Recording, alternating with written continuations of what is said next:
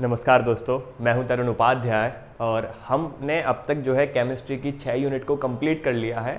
Physics थोड़ी सी पिछड़ रही है, इसलिए आज हम फिजिक्स को अगली यूनिट को कंटिन्यू करेंगे। फिजिक्स के अंदर टोटल 6 यूनिट है, जिसमें से हमने आपको 3 करा दी हैं और चौथी मैं आपको कराने वाला हूँ। फिर आपकी 2 रह जाएंगी, विच इज़ इलेक्ट्रिसिटी और मॉडर्न फिजिक्स। फिर आपका फिजिक्स वाला जो पोर्सन है वो पूरा हो जाएगा टीजीटी के लिए। और पीजीटी के लिए 4-5 यूनिट और बची हैं, वो छोटे छोटे यूनिट हैं, वो भी हम जल्दी जल्दी कवर कर लेंगे। दूसरी बात यह है कि आज मेरी तबीयत थोड़ी ख़राब है, तो हो सकता है कि वीडियो थोड़ी सी छोटी हो। ठीक है, तो शुरू करते हैं बिना देरी करते हुए। जो आपकी अगली यूनिट है वो है रिफ्लेक्शन ऑफ लाइट। ठीक है, रिफ्लेक्शन भी है इसके अंदर, तो मैं रिफ्लेक्शन ऑफ लाइट लिख दे रहा हूं क्योंकि आज हम इसी के बारे में बात करने वाले हैं। ठीक है, हिंदी में बात करें तो प्रकाश का परावर्तन, प्रकाश का परावर्तन। ठीक है, अच्छा, तो सबसे पहले हम जानेंगे, इसमें बार बार रे का कंसेप्ट बहुत आता है कि लाइट रे इधर से आई उधर से गई। रे क्या है?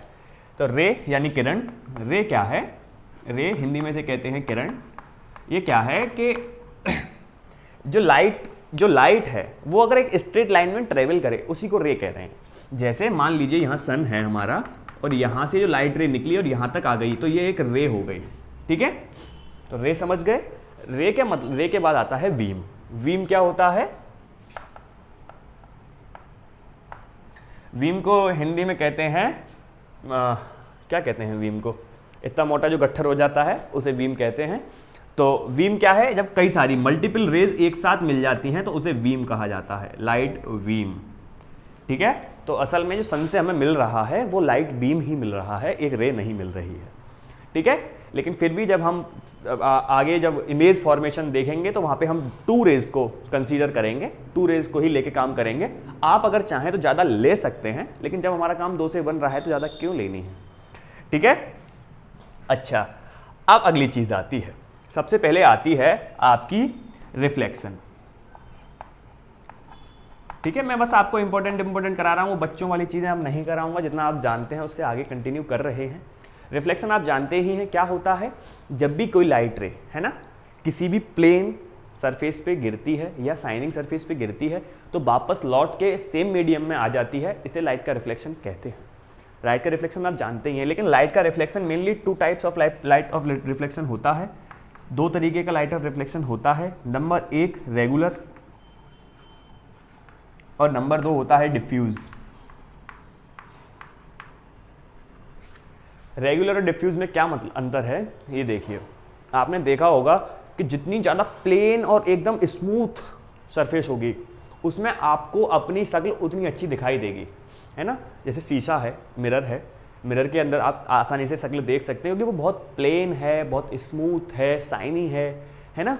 लेकिन वहीं अगर हम अपनी शक्ल किसी रफ सरफेस पे देखना चाहें, जैसे किसी लकड़ी के अंदर देखना चाहें, तो हमें नहीं दिखती है।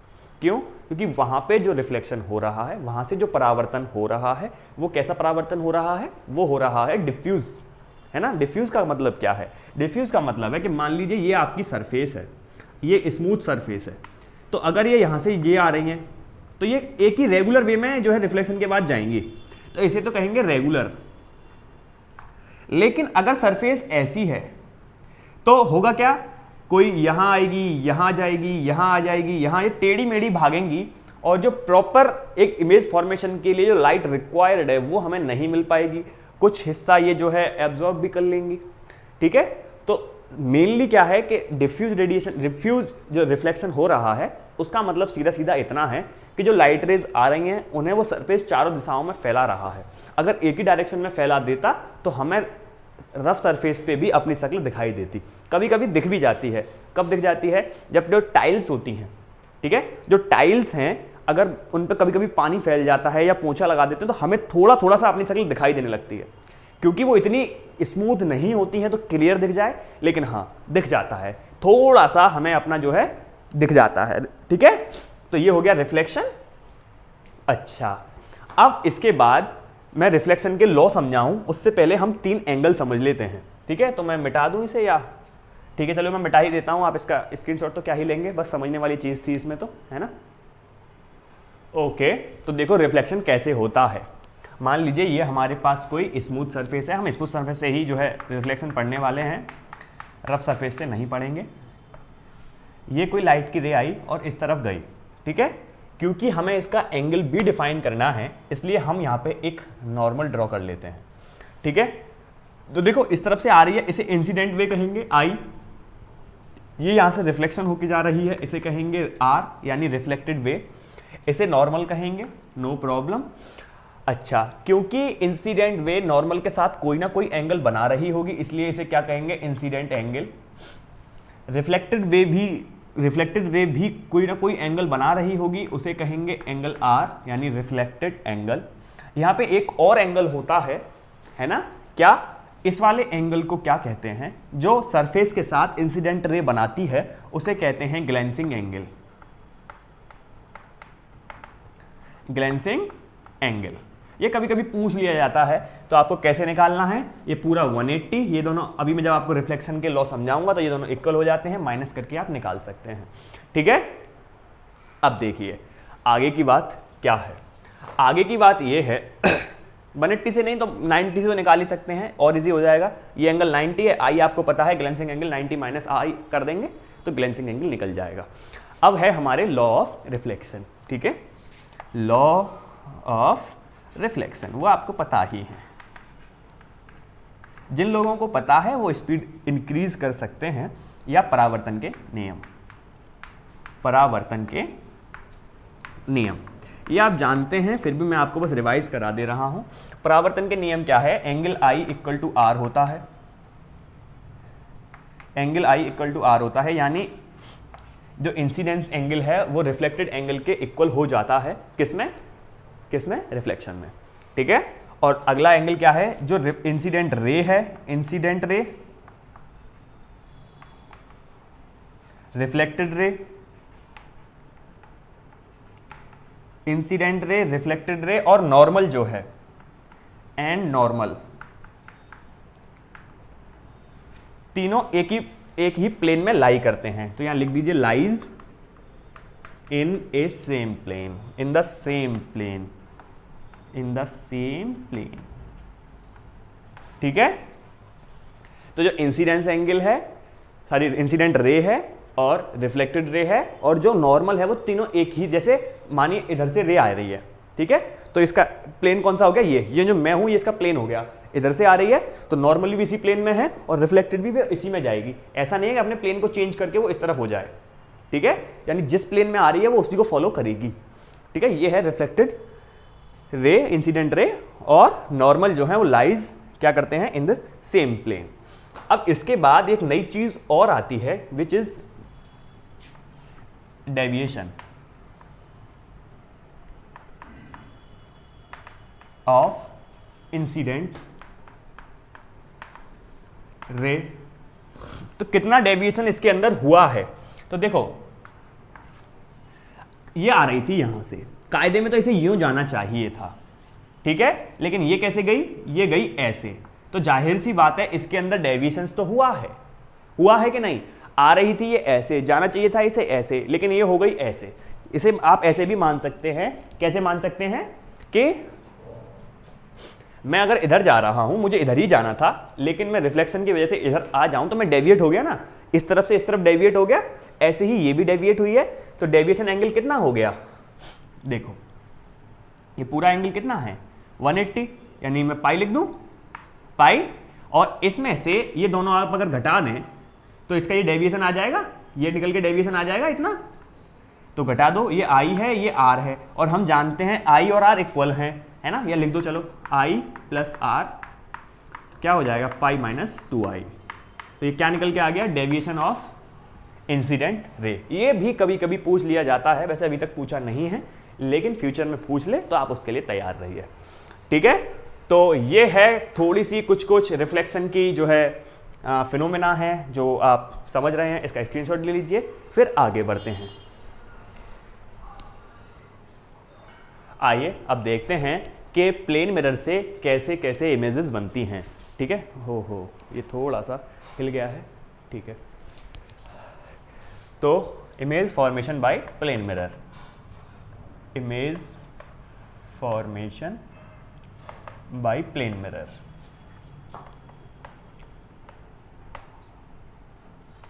ठीक है, यानी समतल दर्पण द्वारा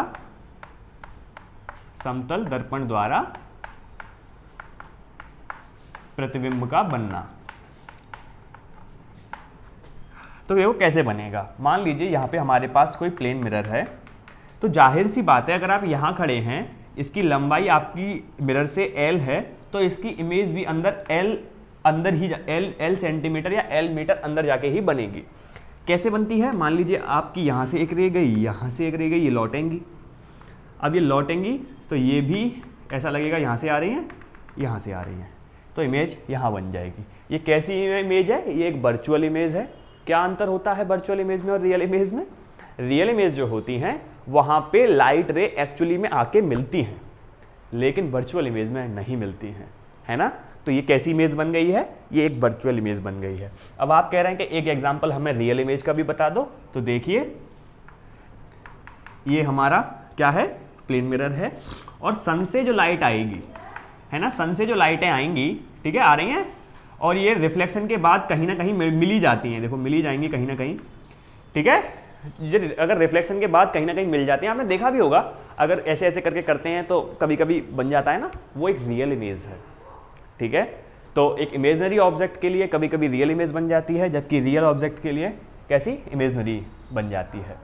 अच्छा, इसके लिए आपको एक चीज़ और याद रखनी है कि इसमें जो इमेज बनती है वो हमेशा उल्टी बनती है। जैसे मान लीजिए कि एक एरो ऐसे है, तो अंदर इमेज कैसे बनेगी? ऐसे, यानी ये एरो इस तरफ जा रहा है तो उसमें इस तरफ आएगा।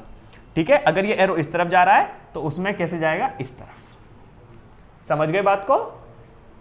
यानी जो एरो हैं वो या कोई भी इमेज है वो अपोजिट डायरेक्शन में वहां पे बनती है। मैं ये आपको क्यों बता रहा हूं? मैं आपको ये इसलिए बता रहा हूं क्योंकि कभी कभी एक क्वेश्चन आता है। क्वेश्चन क्या आता है कि ये हमारे पास कोई मिरर है और इसके सामने कोई वॉल क्लॉक है, घड़ी है, ठीक है। अब इसमें कुछ टाइम हो रहा है, तो बताइए अंदर इसके इमेज में कितना बज रहा होगा। जैसे मान लो यहाँ पे 12 बज रहे हैं, तो जाहिर सी बात है वहाँ तो 12 बज जाएंगे, वहाँ तो कोई प्रॉब्लम है नहीं, क्योंकि ऐसा है, ऐसे के ऐसा ही वो वहाँ बज जाएगा। लेकिन 12 के अलावा कुछ बन रहा है, जैसे मैं आपको क्या कुछ भी बना लो, 12 या 3 होते हैं या 6 होते हैं या 9 होते हैं। अब मैं मान लेता हूँ कि बड़ी सुई को यहाँ कर देते हैं और छोटी को यहाँ, ये छोटी कर लेते हैं थोड़ी सी, तो ये कितना बज रहा है? 11:45 हो रही हैं, है ना, 11:45 हो रही हैं। अब 11:45 इसमें कितना बजा दिखा रहेगा? तो एक तरीका तो वो है कि आप इसकी सेम इमेज यहाँ बनाओ, लेकिन इसकी एक ट्रिक भी है, वो ट्रिक मैं आपको बता दे रहा हूँ, उससे आप क्वेश्चन को चुटकियों में सॉल्व कर देंगे, वहाँ आपको इमेज बनाने की कोई ज़रूरत नहीं पड़ेगी। तो क्या है वो ट्रिक? देखो 12 बज रहे हैं, तो 12 को हम क्या लिख सकते हैं? 12 बज रहे हैं, 12 को हम लिख सकते हैं क्या? 11:60 लिख सकते हैं कि नहीं? बिल्कुल लिख सकते हैं। अब 11:60 में से 11:45 आप घटा दो, जो टाइम बचेगा वही उस घड़ी में बज रहा होगा। जैसे 10, 5, 5, 5, 4, 1 और ये 0, कितना? 15 मिनट हो रहे होंगे। यानी इमेज कैसी बन रही होगी? 15 मिनट। चलो मैं इधर बना देता हूँ, वैसे तो यहाँ बननी चाहिए इमेज, जितनी दूर ये है वही, लेकिन जगह नहीं है, मैं इसलिए इधर बना देता हूँ। तो 15 मिनट का क्या मतलब है? 12, 3, 6, 9। तो 15 मिनट का मतलब है कि जो छोटी सुई है वो यहाँ आ गई होगी और बड़ी वाली यहाँ आ गई होगी, यानी 12:15 हो चुके हैं। वही तो हो रहा है, देखो ये वाली तो उस तरफ चली जाएगी, समझ रहे हैं आप, ये वाली तो उस तरफ चली जाएगी, तो वो आ गई। क्योंकि ये 12 से थोड़ी सी पहले है तो वो थोड़ी सी आगे निकल जाएगी, क्योंकि 15 मिनट जब हो जाएंगे तो छोटी वाली थोड़ी सी आगे निकल जाएगी ना। तो उसके लिए आपको कैलकुलेशन नहीं करनी है, यानी बार बार फिगर नहीं बनाना है, बस ये कैलकुलेशन करनी है, वेरी इजी। आप 12 को क्या लिख लेंगे? 11:60 और 11:45, ठीक है। तो फटाफट से इसे उतार लीजिए, फिर मैं आपको एक क्वेश्चन देता हूं घर के लिए, बहुत ही सुंदर सा, ठीक है। चलिए क्वेश्चन है, यही दे दूं, इधर ही दे देता हूं। क्वेश्चन ये है कि 3 बज रहे हैं, 3 अगर बज रहे हैं तो यहाँ कितना बजेगा? ये आपका जो है होमवर्क है, ठीक है। यहाँ अगर 3 बज रहे हैं तो उस वाली घड़ी में कितना बज जाएगा, ठीक है, वैसे तो आंसर आपको पता ही होगा, लेकिन फिर भी क्योंकि सिमिलर है, बिल्कुल सेम है, जरा सा दिमाग लगाएंगे मार देंगे, लेकिन फिर भी आपको ये वाला मेथड इस्तेमाल करना है ताकि आप जो है थोड़ा सा यूज टू हो सकें। ठीक है, अब आगे चलते हैं, थोड़ा सा और जानते हैं प्लेन मिरर के बारे में। तो कभी कभी इसमें एक क्वेश्चन और आता है, क्या है वो क्वेश्चन ये है कि मान लीजिए आप यहाँ पे खड़े हैं, ठीक है, आप यहाँ खड़े हैं, तो आपके सामने कितना बड़ा मिरर ले लें कि ताकि आप जो है पूरे के पूरे उसके अंदर आ जाएं, है ना। यानी मिनिमम जो है हाइट जो एक मिरर की होनी चाहिए वो कितनी होनी चाहिए कि आपका पूरा का पूरा इमेज उसके अंदर बन जाए। एक तरीका तो ये है कि हम जितने बड़े हम हैं उतना बड़ा ले लें तो बनी जानी है, लेकिन वो कह रहे हैं मिनिमम, यानी हमें कम से कम लेना है। वो तो बड़े से बड़ा हो गया, अपने बराबर ले लेंगे तो बनी जाना है। छोटे से छोटे के लिए हम क्या करते हैं, मैं आपको कैलकुलेशन नहीं बताने वाला हूँ, ठीक है। कैलकुलेशन के लिए इसमें जो है ट्रायंगल बनेंगे, उन ट्रायंगल की प्रॉपर्टी लगानी पड़ेगी, दोनों के साइड के रेशो निकालने पड़ेंगे, रिफ्लेक्शन रेज लगानी पड़ेंगी, थीटा निकालने पड़ेंगे, तब जाके वैल्यूज़ निकलेंगी। तो मैं आपको बस सीधे रिजल्ट बता देता हूँ। रिजल्ट ये है कि अगर यहाँ से टकराने के बाद इसकी अगर ये आँख है, अगर आँख पे आ जाता है ना, इसका जो इमेज बन रही है अगर वो टकराने के बाद इसकी आँख पे आ जाती है तो इसका पूरा का पूरा इमेज इसके अंदर इसे दिखाई देगा, ठीक है। तो जब करते हैं, जब इसे ड्राइव करते हैं तो यहाँ पे x/2 आता है और यहाँ पे x/2 आता है, जबकि यहाँ पे x और यहाँ पे x आता है। तो आदमी की लंबाई कितनी हो गई, मैन की लंबाई हो गई 2x और मिरर की लंबाई कितनी हो गई x। तो आप समझ चुके होंगे कि यदि आदमी 10 फुट लंबा है और उसे अपना पूरा इमेज एक मिरर के अंदर चाहिए तो इमेज की लंबाई कितनी लेनी है, just half the height of man, यानी 5 फुट का आपको मिरर लेना है, वो पूरा का पूरा आदमी उसके अंदर दिख जाएगा।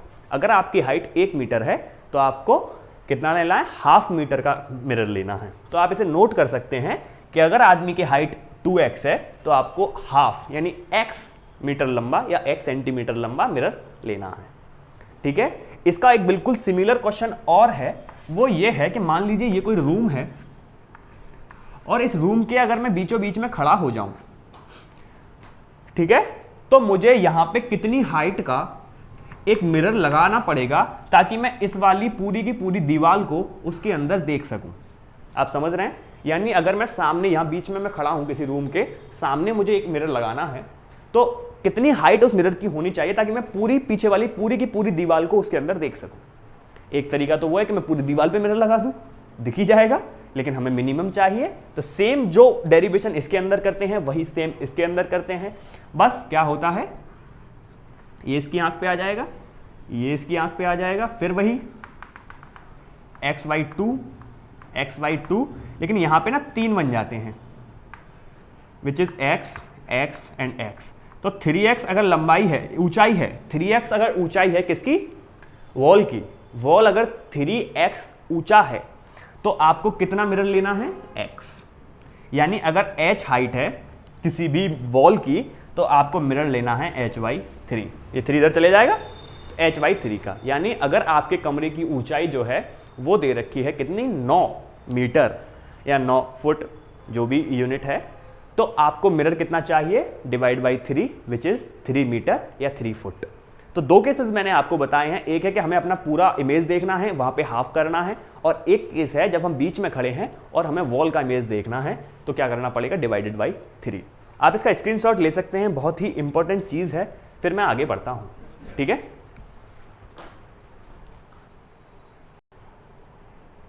ओके, तो अब अगला कंसेप्ट क्या है कि मान लीजिए कि हमारा ये प्लेन है, प्लेन मिरर है और इस पर कोई लाइट रे इंसिडेंट हो रही है, तब तो हम जानते हैं कि I और R जो है इक्वल हो जाते हैं, लेकिन तब क्या रिलेशन होगा जब हम इसे थोड़ा सा टिल्ट कर दें या रोटेट कर दें, यानी अपने को ऐसा कर दें मिरर को, यानी अगर ये ऐसा होना चाहिए था, थीटा एंगल पे हमने रोटेट कर दिया है, तो क्या होगा, तो क्या होगा, इमेज तो अभी भी ऐसे ही गिर रही है लेकिन ये थोड़ी सी टिल्ट हो जाएगी, है ना, इसका नॉर्मल ये बन जाएगा, तो थीटा ये और थीटा ये।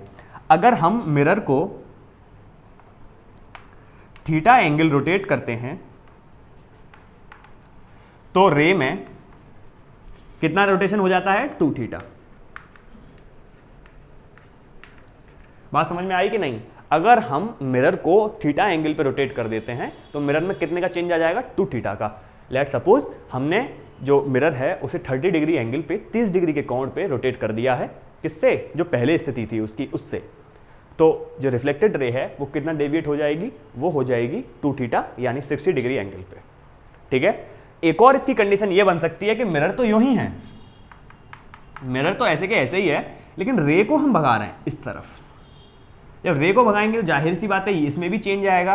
तो इसमें क्या होता है, अगर आपने थीटा एंगल घुमाई है यानी आई प्लस थीटा हो जाएगा, तो रिफ्लेक्टेड रे में भी क्या चेंज आएगा? R plus theta. यानी अगर थीटा चेंज किया है तो थीटा चेंज ही हो जाएगा। ये कब है? जब आप रे को रोटेट कर रहे हैं। पहले वाले केस में हम किसको रोटेट कर रहे थे? मिरर को। मिरर को अगर थीटा एंगल पे रोटेट करेंगे तो 2 थीटा डेविएशन हो जाएगा। अगर रे को थीटा एंगल पे रोटेट करेंगे तो थीटा एंगल पे ही डेविएशन होगा। अगली चीज क्या है, which is also very very important,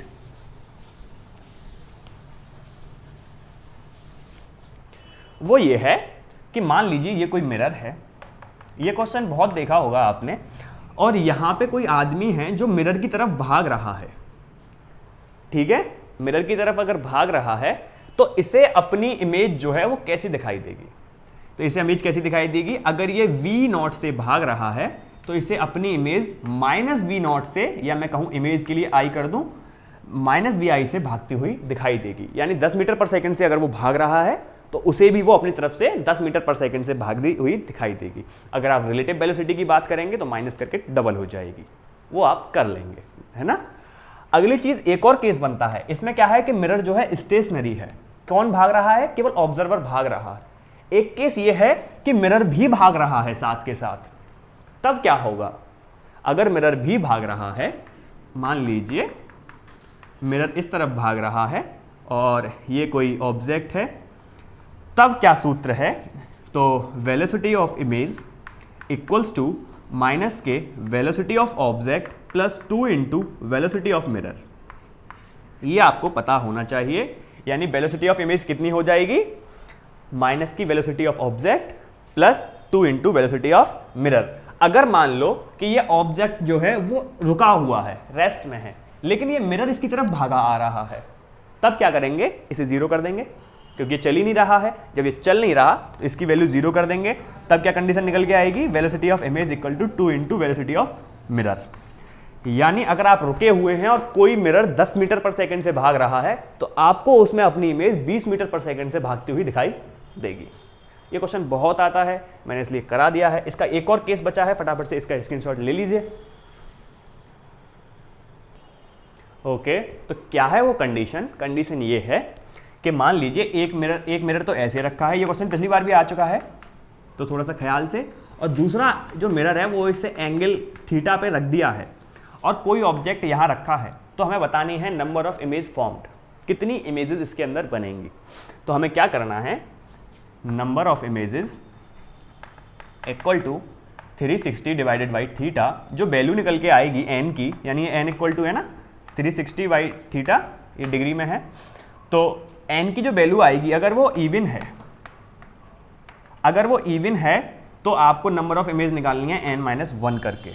अगर ऑड है, अगर ऑड है और इमेज जो है इसके वाई सेक्टर पे रखा हुआ है, इन दोनों के कोण के बीच में से जाती हुई रेखा को, यानी कोण अर्धक की रेखा पे जा रही है और उस पर कहीं ऑब्जेक्ट रखा है, तो भी यही केस है, n-1 ही आएंगे। लेकिन अगर इसके अलावा कहीं और रखी है तो n आएगा। 3 केस बन गए। पहला, अगर 360 बाई थीटा कैसा आ रहा है? इवन आ रहा है, तो n-1 हो जाएगा सीधे सीधे। ठीक है।